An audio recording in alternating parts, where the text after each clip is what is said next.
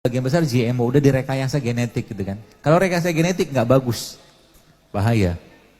Jadi kalau bapak ibu ketemu buah yang seedless itu nggak pakai biji, jangan makan. Paham maksudnya? Kalau ketemu buah yang tidak ada bijinya, jangan makan. Kalau buah itu dulunya ada biji, ya seperti anggur. Sekarang ada tuh ada anggur tanpa biji kan, seedless grape gitu kan, jangan makan. Sekarang pertanyaan gini, dengarkan baik-baik. Semangka, kalau Anda mau nanam semangka, apa yang Anda tanam? Nah sekarang kalau nggak ada biji, nanamnya gimana?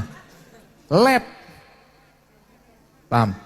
Bibit dia itu dibikinnya di lab dengan rekayasa genetik gitu loh.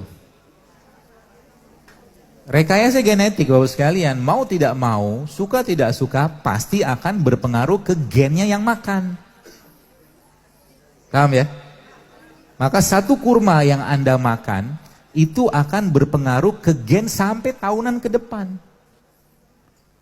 Gitu. Dan katakanlah kita makan sesuatu yang tidak sehat gitu ya, itu ngefeknya sampai tahunan lagi ke depan, gennya rusak semua. Jadi bagi akhwat dan ikhwan yang belum menikah, yang sekarang masih nyampah, maka boleh saya katakan mereka orang-orang kayak begini sedang mempersiapkan generasi yang gennya cacat nanti.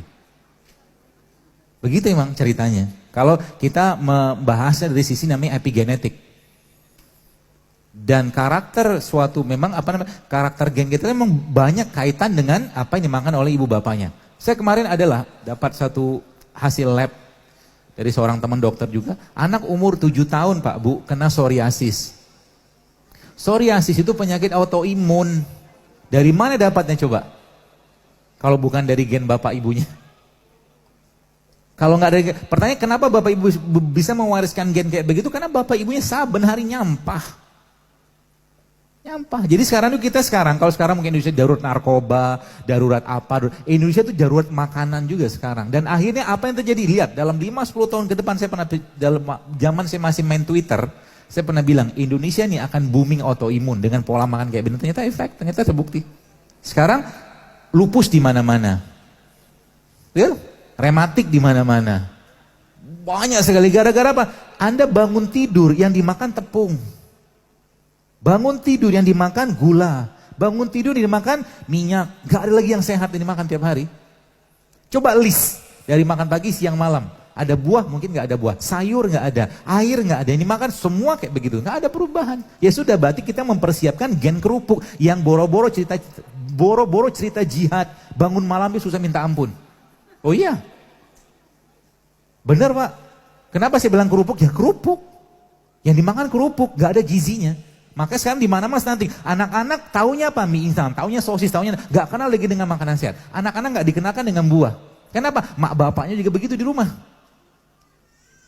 Darurat Pak sekarang ini Pak.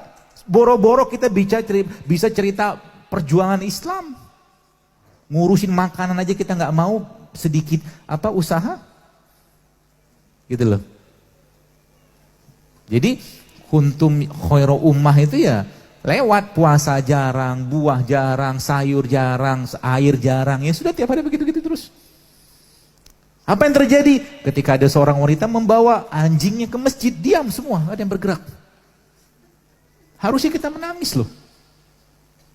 Saya kemarin lihat satu video tadi pagi lihat di Palestina. Ada seorang ibu-ibu coba. Ibu-ibu yang mungkin sudah sepuh 56 tahun. Dia lagi pegang pagar, ditembak, gak ada ngapa-ngapain dengan orang Israel. Kadang-kadang kita doa pun gak ada, mau boro-boro mau doa gitu loh. Sibuk di sini misalkan kita dengan apa yang dimakan, gitu-gitu mood kita sudah bermasalah. Bahkan doa pun kita lupa gitu kan. Waliyahudzubillah. Ini umatnya. Umat yang kata Rasulullah kayak buih lautan kayak begini sekarang. Sometimes we do nothing. Ya. Dan mereka orang-orang musuh-musuh Islam itu ya memang juga mengadakan atau membuat kondisi kayak begitu. Kan kalau Anda lihat di internet namanya food control namanya. Makanan itu mereka kendalikan. Food control. Supaya apa? Karena sekarang bagaimana caranya membuat umat Islam ini doanya tidak sampai ke langit.